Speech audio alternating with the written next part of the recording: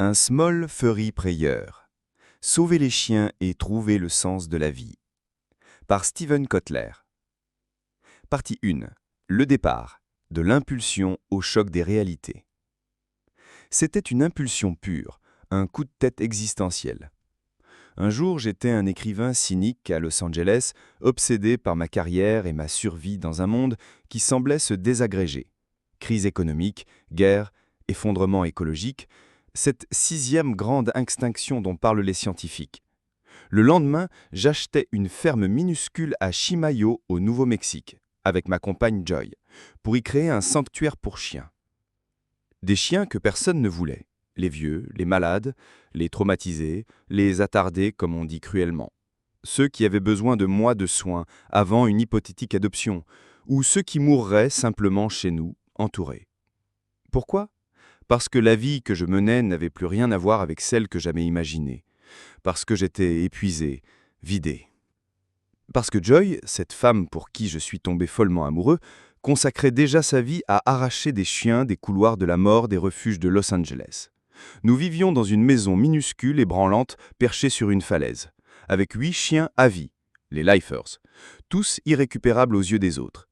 Quand notre propriétaire nous a expulsés, l'idée de fuir vers le Nouveau-Mexique avec notre meute improbable est apparue comme la seule option, aussi folle soit-elle. La folie, c'était 39 de nos 40 critères de rêve remplis par Chimayo. Espace, soleil, peu de restrictions, faible coût. Trop beau pour être vrai ? Bien sûr, mais nous étions acculés. Donner presque tout ce que je possédais, quitter la ville, m'installer dans une région que je ne connaissais pas pour me lancer dans le sauvetage canin, c'était un saut dans le vide. Une tentative désespérée de trouver un sens, de sentir que quelque chose comptait. Joy croyait à l'altruisme pur, au dévouement aux créatures vulnérables. Moi, j'étais encore accroché à des chimères romantiques sur l'art et la créativité. J'avais un besoin pathétique de prouver, à elle, à moi-même, que je pouvais faire quelque chose de bien. Que mon principe fondateur, cette certitude métaphysique que tout irait bien parce que je faisais la bonne chose, n'était pas qu'une illusion. L'atterrissage fut brutal. Chimayo, niché dans les montagnes sangrées de cristaux, est un endroit complexe. Célèbre pour El Santuario, son église miraculeuse et sa terre sacrée, c'est aussi la capitale américaine des overdoses d'héroïne noire. Une terre de contrastes violents, marquée par une histoire de violence, guerre indienne, Billy the Kid, trafic, et une pauvreté endémique. Nos voisins ? Un mélange détonnant de hors-la-loi, de motards, d'ex-hippies, de pénitents catholiques et de gens ordinaires luttant pour survivre. Notre première rencontre avec un voisin s'est faite sous le regard de la DEA en train de faire une descente.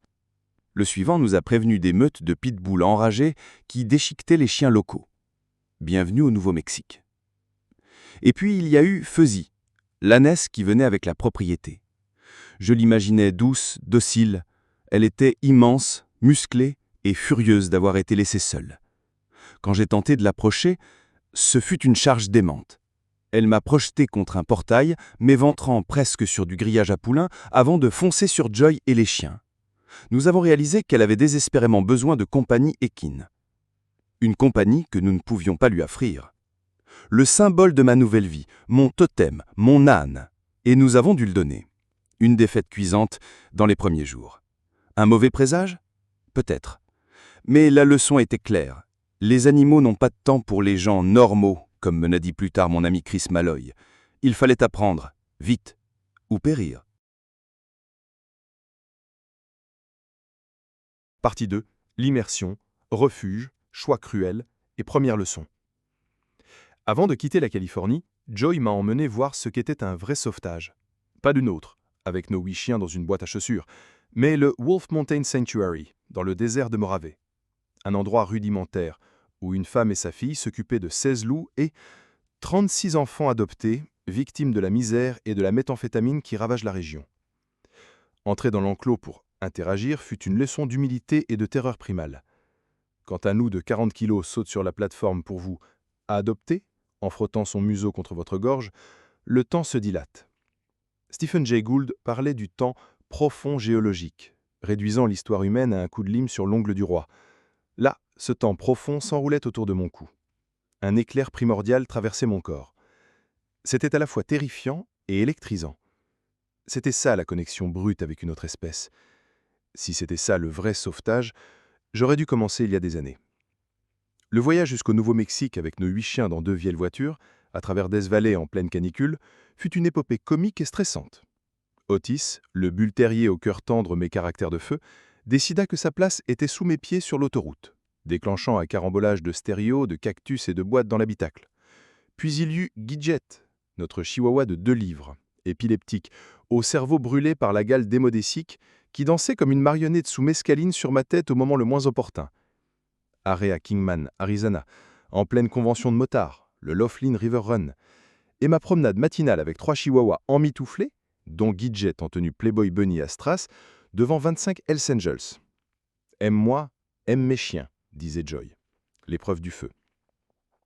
Notre arrivée à Chimayo fut un choc climatique et émotionnel. Mais, et un matin, je me réveillai sous une couche de neige, Ahab, mon Rottweiler sauvé des enfers, ronflant comme un char d'assaut à mes côtés. Dans la poche du vieux manteau que j'avais enfilé, une liste écrite par mon ami Joe des années plus tôt. Les 14 choses essentielles pour s'occuper d'un chien. Brosser fréquemment, frotter le ventre souvent. Ces mots simples, trouvés ce matin-là, résumaient mon voyage. J'étais passé par cette porte marquée « frotter le ventre souvent » et je ne m'étais pas retourné. J'avais mesuré ma vie avec des cuillères à café, comme T.S. Eliot. Et maintenant, je la mesurais en coups de langue, en aboiement, en nuit passée à protéger un chien blessé. Parce que oui, très vite, il a fallu sauver. Squirt, notre premier sauvetage local, un teckel bulldog obèse et téméraire, s'est échappé par un trou sous le portail que j'avais négligé de réparer. Elle s'est fait attaquer sauvagement.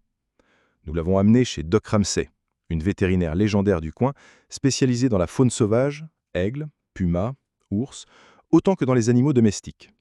Doc, fille de scientifique du projet Manhattan, élevée à cheval dans les Jemez, m'a ouvert les yeux sur la réalité cruelle de la vallée. Un taux de pauvreté de 60%. Une culture où le chien était souvent vu comme une commodité, pas un compagnon. Elle venait de pratiquer l'euthanasie sur une portée de chiot atteint de la maladie de Carré. Une maladie mortelle, mais évitable par un vaccin à $7. $7 trop cher pour beaucoup. « Bienvenue au Nouveau-Mexique », a-t-elle dit, avec un réalisme désarmant. Le sauvetage ici, c'était souvent choisir qui pouvait être sauvé et accepter l'indisible pour les autres. Cette réalité, je l'ai affrontée en personne à l'Espagnola Humane Society. Joy insistait. Visiter un refuge était un rite de passage. J'avais une peur viscérale de l'empathie écrasante, de la souffrance concentrée. L'entrepôt des chiens,